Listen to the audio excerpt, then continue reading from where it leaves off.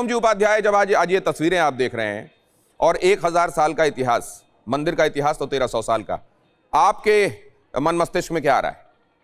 मैं तो एक सामान्य भारतीय के रूप में दिनेश भाई अभिभूत हूं इस सनातन के इस फिर से अपने जड़ों से जुड़ते हुए, अपनी भारत अपनी जड़ों से जुड़ रहा है, पुनर्स्थापित हो रहा है। देखिए, हमारा धर्म, अध्यात्म, दर्शन, हमारी ज्ञान परंपरा ही थी जिसके बल पर हम दुनिया में विश्वगुरु के रूप में पूजे गए थे, जाने गए थे। हमारा यजुर्वेद उद्घोष करता था सा प्रथमा संस्कृत विश्वारा। हम वो हैं जिन्होंने दुनिया को संस्कृत का कहरा पढ़ाया। दुर्भाग्य से हम 600 साल जिस तरह के संघर्ष में रहे, हम अपने स्व को, अपने आप को भूलते गए। अभी एक बात हो रही थी दिनेश भाई, हिंदू की परिभाषा को इतना संकुचित करके देखने की जरूरत कहां है। हमारे यहाँ ये संकल्पना है, मैं एक श्लोक उद्धृत कर रहा हूं कि आसिंधु सिंधु पर्यंता यस्य भारत भूमिका पुण्य भू पितृभूमिश्च हिंदू इति स्मृतः।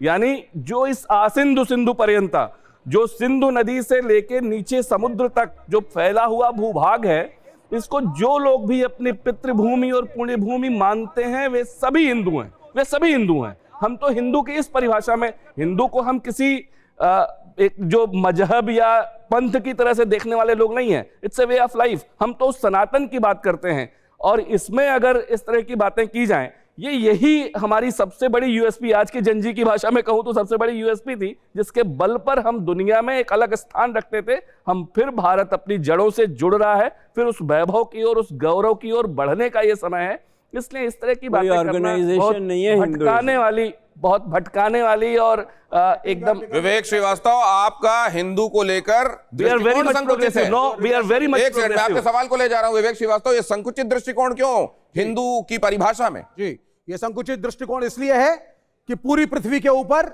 राजे महाराजाओं का रूल होता था। छोटे छोटे राजा थे, राजपूताना पूरा पटा हुआ था। दक्षिण भारत में राजा थे, अमेरिका में राजा, यूरोप में राजा। उसके बाद डेमोक्रेसीज आई, नई तरह की व्यवस्थाएं आई। अमेरिका में कौन राजा था? रूल ऑफ लॉ नहीं, अमेरिका में राजा के हाथ में दिया गया। अमेरिका के राजा का बताओ। 1947 में मुल्क बना।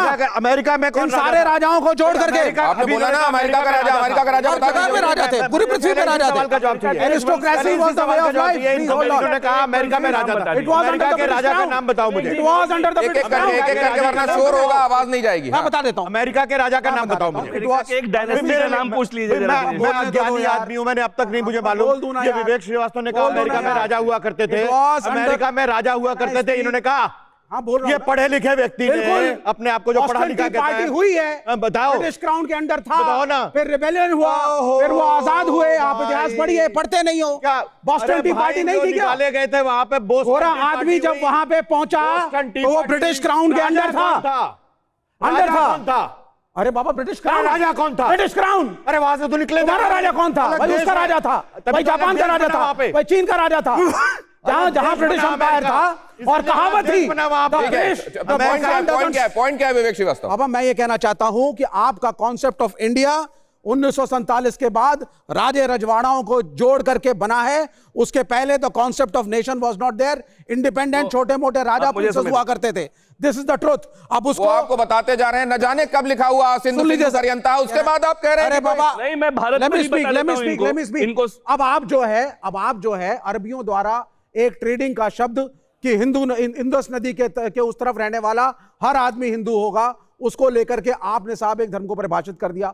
यहां पे कंफ्यूजन है, आप किसकी बात कर रहे हैं? और अगर है तो इस्लाम आपका पार्ट है, और इस्लाम भी अगर आपका पार्ट है इस तरफ, तो फिर आक्रांता कोई हुआ ही नहीं। अखंड भारत था तो बाबर जहां से आया वो भी आपकी भूमि, जहां से गजनी आया वो भी आपकी भूमि। अगर अखंड भारत, मतलब आप ये कह रहे हैं कि अगर आक्रमण मुसलमान करेगा तो उसको आप आक्रांता नहीं कहेंगे? ये सब कंफ्यूज्ड हैं ये लोग। नहीं, अगर आक्रमण मुसलमान करेगा तो आप उसको आक्रांता नहीं कहेंगे, आप ये कह रहे हैं? अखंड भारत था कि नहीं? और अगर अखंड भारत था, अगर आक्रमण करने वाला मुसलमान होगा तो आप ये बताइए कि भारत से गया हुआ कौन सा व्यक्ति कभी कहीं जाकर उसने तोड़फोड़ मचाई हो, लूट खसोट मचाई हो? बताइए आप।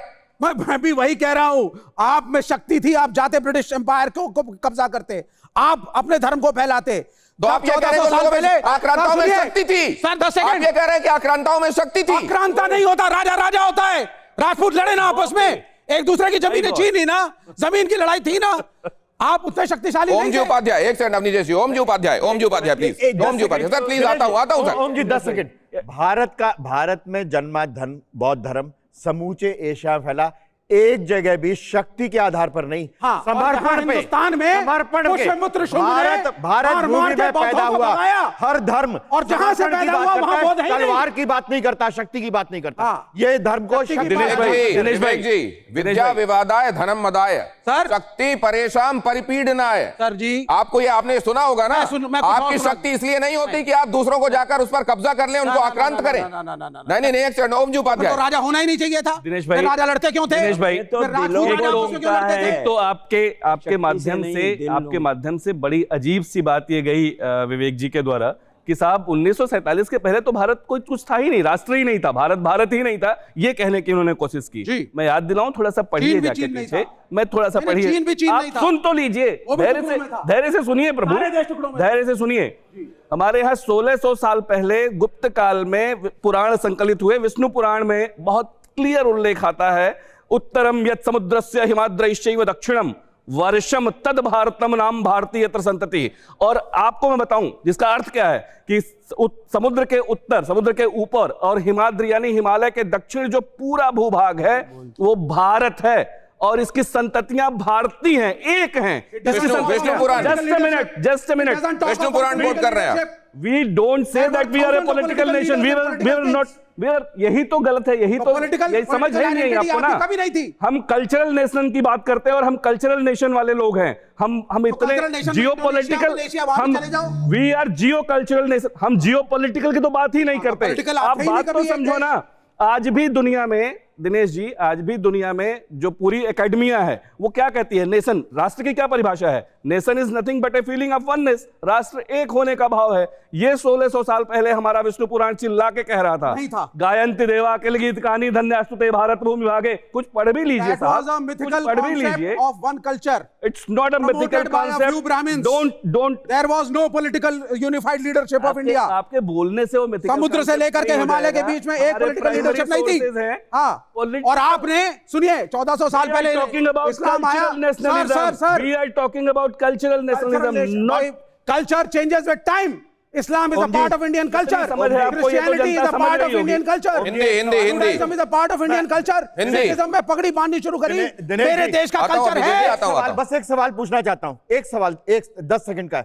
आपने कहा कि 1947 से पहले भारत नहीं था, एक राष्ट्र नहीं था। हाँ। ये कम्युनिस्ट पार्टी ऑफ इंडिया की स्थापना कब हुई? देखिए साहब, देखिए कल्चर में कब हुई? मेरे कल्चर में वो इंडिया क्या था?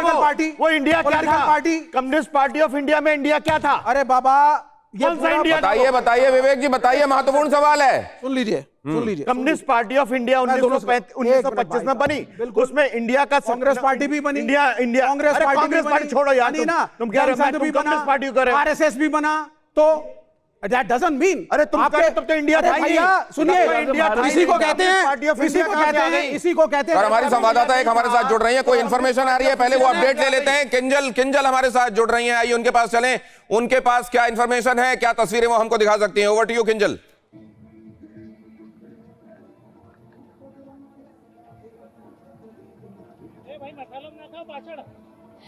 देखिए, मंदिर में पूजा है वो शुरू हो चुकी है, लेकिन यहाँ पे बहुत ही अलग अलग झांकियाँ हैं वो दिखाई गई थी। आप देख सकते हैं कि जो जहाँ पे यहाँ पे हमीर जी की बात हो रही है, तो किस तरह से उनके वंशजों ने पूरी जो बलिदान दिया था, शहादत दी थी, और अलग अलग झांकियाँ, अलग अलग लोग यहाँ पे आए हुए हैं, उन्हीं से बात करने की कोशिश कर रहे हैं। किस ग्रुप का आपने परफॉर्मेंस किया था और उसके लिए कितना समय लगा था? हमने यहाँ पे दो दिन से आए थे और हम मणियारों के लिए परफॉर्मेंस कर रहे थे। हाँ, कल रिहर्सल था और आज मोदी जी का रोड शो था, इसलिए हम परफॉर्मेंस कर रहे थे। अच्छा, इससे पहले आपने काफ़ी जगह परफॉर्मेंस किया होगा, लेकिन अगर आज की हम बात करें तो सोमनाथ मंदिर का परिसर, उसमें ये स्वाभिमान पर्व और जिस तरह से प्रधानमंत्री ने खुद युवाओं को कनेक्ट करने के लिए कोशिश की है, किस तरह से बतौर युवा भी आप इसको देखते हैं? हम अभी प्रधानमंत्री जी ने जो युवाओं के लिए, जो युवाओं को, यूथ को बढ़ाने की जो सब योजना है सब निकाली है, और वो जो यूथ को जो मोटिवेट करते हैं वो देखते हुए हम लोग भी अभी यहाँ पे आए और हमारा भी ये देख के जोश बढ़ा थोड़ा। देखिए, आपको लगता है क्या कि अगर ये पर्व नहीं होता, सोमनाथ मंदिर पर दर्शन सब लोग कर रहे हैं, लेकिन अगर ये पर्व के तौर पे अगर इसको हम मनाते नहीं तो 1000 साल में विध्वंस की जो कहानी थी, वो किस तरह से शौर्य की कहानी बनी, वो लोगों तक नहीं जा पाता शायद। ये पर्व ना बहुत अच्छा था, इसलिए हम 1000 साल पार के बाद ये पर्व मिला, इसलिए यहाँ का जहाँ वो मार्केटिंग वो सब होता है ना, इसलिए वो बड़ा हुआ है, इसलिए